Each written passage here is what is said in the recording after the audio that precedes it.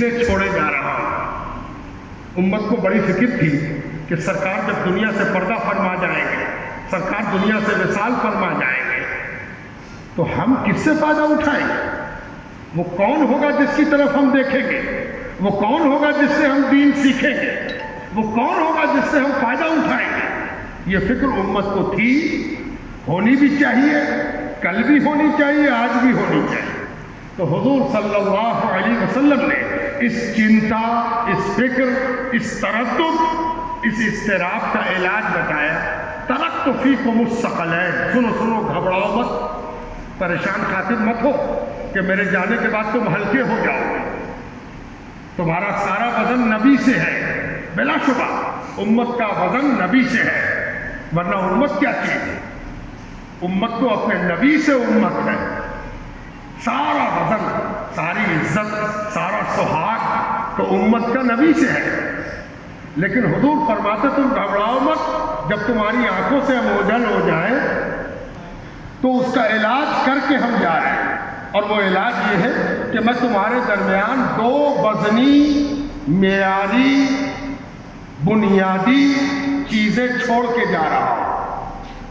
جب تک تم ان کو پکڑے رہو گے، جب تک تم ان کو تھامے رہو گے، جب تک تم ان سے وابستہ رہو گے، تمہارا کوئی بگاڑ نہ سکے گا، تم دین سے دور نہ ہٹ سکو گے، تم مذہب سے غائب نہ ہو سکو گے، جب تک کہ تم ان کو پکڑے رہو۔ کون کون چیز؟ پہلی چیز ہے قرآن، اللہ کی کتاب، کتاب اللہ سبحانہ و تعالیٰ کی کتاب، کتاب اللہ۔ اور دوسری چیز کیا ہے؟ حضور کے الفاظ میں اطرتی، عین تے رے تے یہ اطرتی، میری اطرت۔ اطرت کیا ہے؟ اطرت آل کا ترجمہ ہے۔ آل کو اطرت بھی کہتے ہیں، اولاد کو اطرت بھی کہتے ہیں، اہل کو، اہل البیت کو اطرت بھی کہتے ہیں۔ یہ دو چیزیں ہیں، قرآن اور اہل بیت، قرآن اور میری آل۔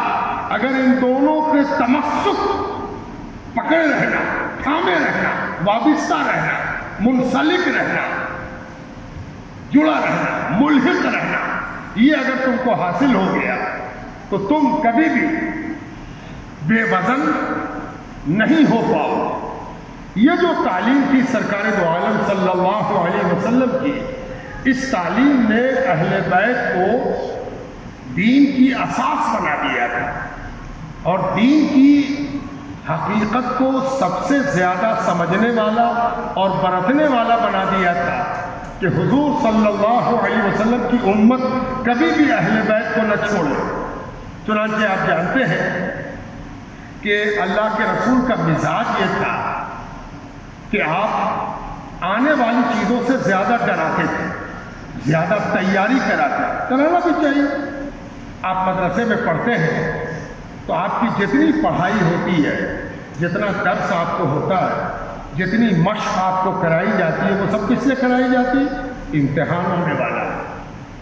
تم کو قرآن سنانا ہوگا، تم کو عربی کا سوال کا جواب دینا ہوگا، فارسی کے سوال کا جواب دینا ہوگا، یعنی ساری پڑھائی اس لیے ہے کہ آگے آنے والے امتحان کو تم اچھی طرح فیس کر سکو۔ نبی کا کام بھی یہی ہے کہ وہ امت کو یاد دلاتا رہے کہ قیامت آنے والی ہے، قیامت آنے والی، قیامت آنے والی۔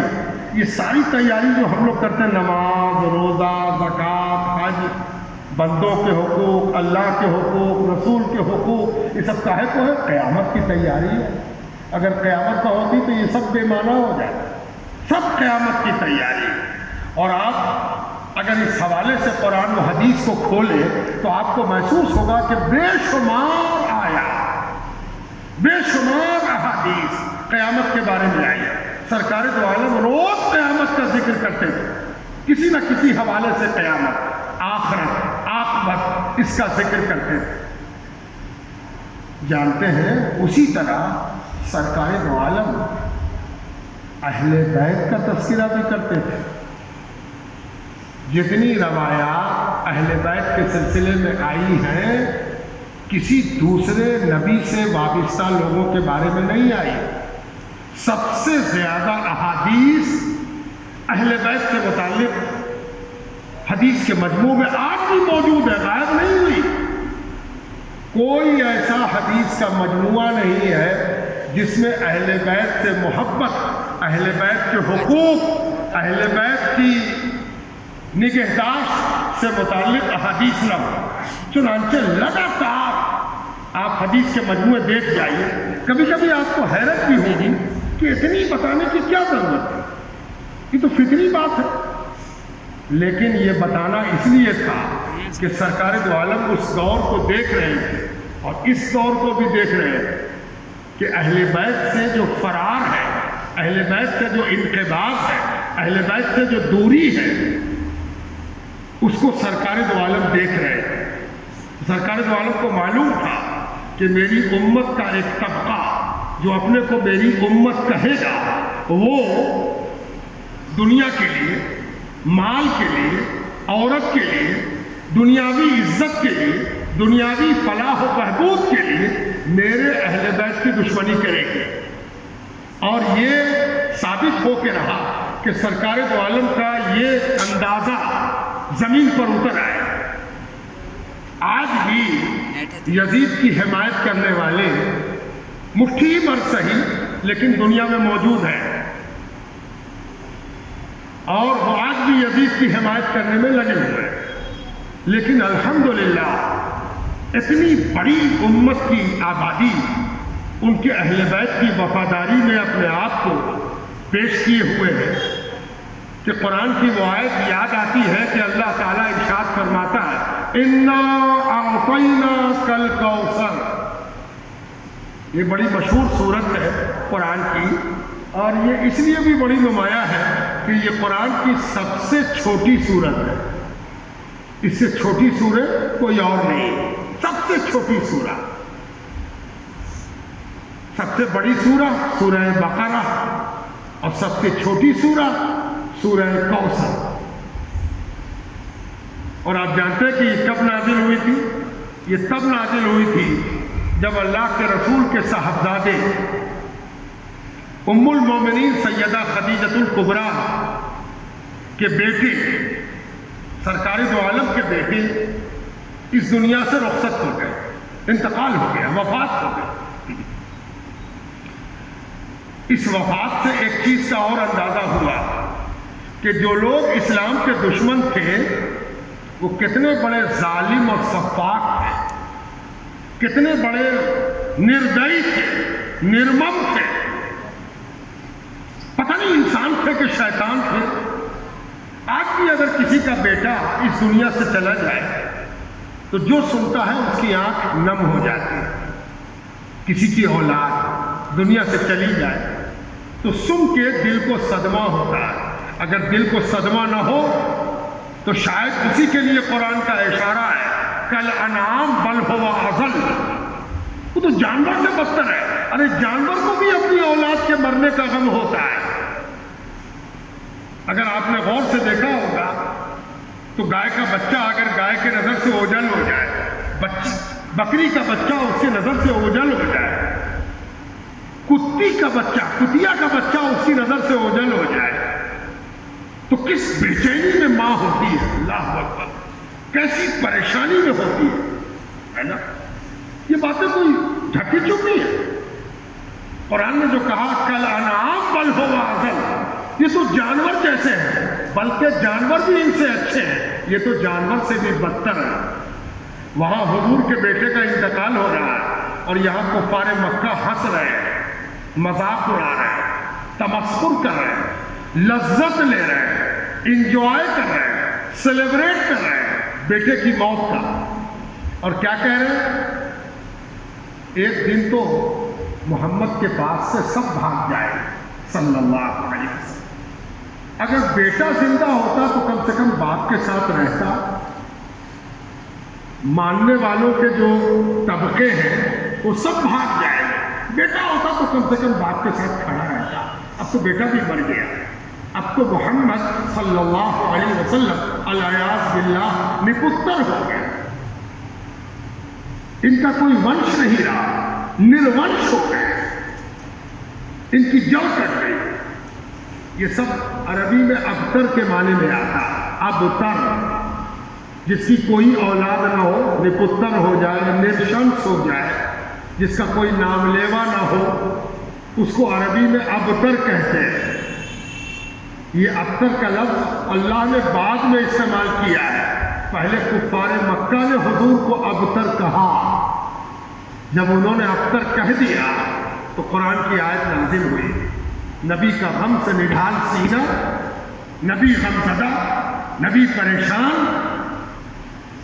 اللہ تعالیٰ نے کہا اِنَّا أَعْطَيْنَاكَ الْكَوْثَرَ، اے میرے نبی آپ ان کی ہنسی، ان کے مذاق، ان کے تبسم، ان کے طعنے اور ان کے ابتر کہنے سے پریشان ہوتے ہیں؟ وہ کہا کرے ابتر، ہم نے آپ کو کوثر دیا ہے۔ کوثر، کوثر کا ایک معنی جو آپ تقریروں میں سنتے ہوں گے کہ جنت میں ایک نہر ہے جس میں ایسی کثرت کی تاثیر ہے کہ جو ایک گھونٹ پی لیتا ہے وہ کبھی پیاسا نہیں ہوتا۔ کوثر میں ایسی کثرت ہے کہ ساری دنیا کا پانی پی جائیے پھر پیاس لگتی ہے، کبھی کبھی تو ایک گھونٹ پی کے اور زیادہ لگتی ہے۔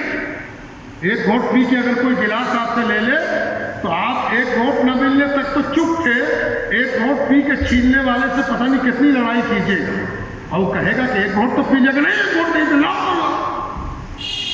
ہے نا؟ اور وہ نہر کوثر، اس میں اللہ نے ایسی کثرت تاثیر دی ہے کہ جو ایک گھونٹ پی لے گا وہ ہمیشہ ہمیشہ کے لیے پیاس سے ماورا ہو جائے، بے نیاز ہو جائے۔ لیکن ایک دوسرا معنی بھی ہے کہ اے نبی آپ کو یہ لوگ کم تعداد ہونے، نپتر ہونے، نام لیوا کے نہ ہونے کا طعنہ دے رہے ہیں۔ اے نبی سنیے، ہم نے آپ کو کثرت دی ہے، کوثر بمانا کثرت، ہم نے آپ کو کثرت دی ہے۔ آپ کے ماننے والے بھی دنیا میں پائے جائیں گے، ہر ملک میں پائے جائیں گے، ہر گاؤں میں پائے جائیں گے، ہر علاقے میں پائے جائیں گے۔ ایسی کثرت ہوگی جس کا تصور بھی یہ نہیں کر سکتے۔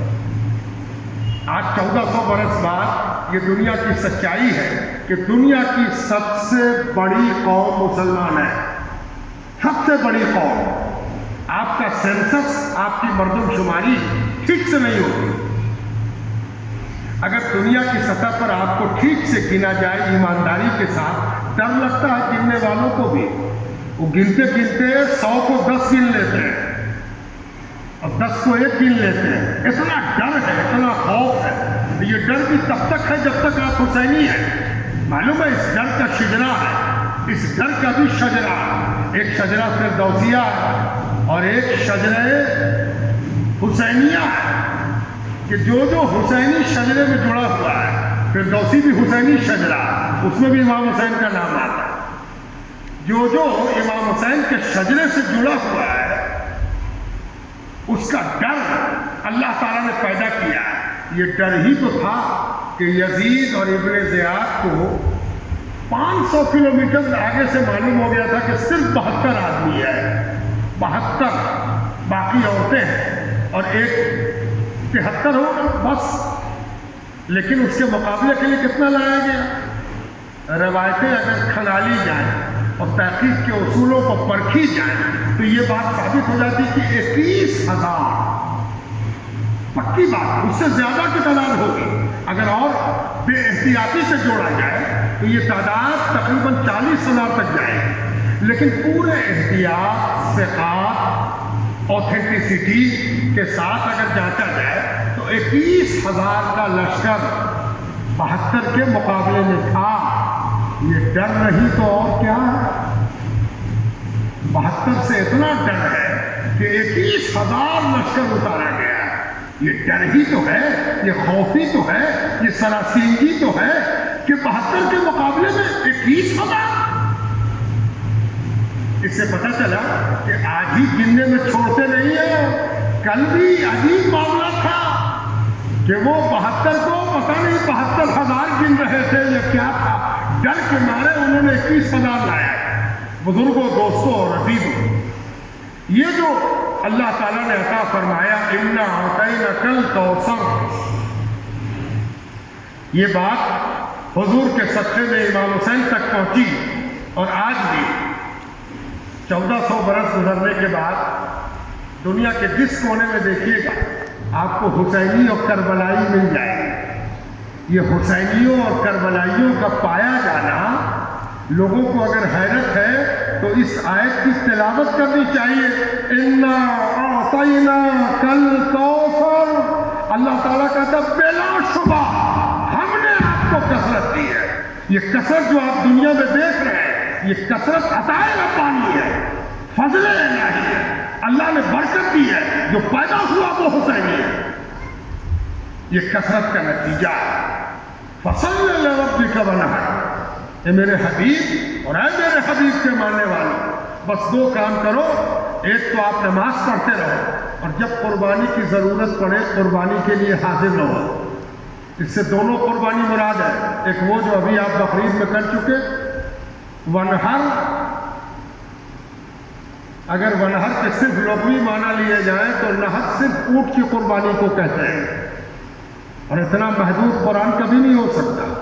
अब तो ऊँट बहुत कम कुर्बानी होता है, तब तो इस आयत को आप लोग छोटे माना में महदूद करने की नाकाम कोशिश कीजिएगा। वनहर से मुराद है कुर्बानी, चाहे वो जानवर की हो चाहे वो अपनी हो, है ना। वनहर कुर्बानी के लिए तैयार रहिए। इन्ना शाने आका होवल अबतर, जो आपको अख्तर कहते हैं, निपुत्तर कहते हैं, निरशंस कहते हैं, बिलाशुबा वही निपुत्तर होंगे। उन्हीं की शान होगी कि वो अख्तर होंगे, वही अख्तर है। मैं तो होंगे तर्जुमा कर रहा हूं, शान कुरान ये है कि कुरान कहता वही अख्तर है जो आपको अख्तर कह रहे हैं, वही निपुत्तर है जो आपको निपुत्तर कह रहे हैं। एक बात जुमले मुतरज़ा के तौर पर जहन में रखिए तो आप पर वाज़ेह होगा कि इस आयत का कमाल क्या है।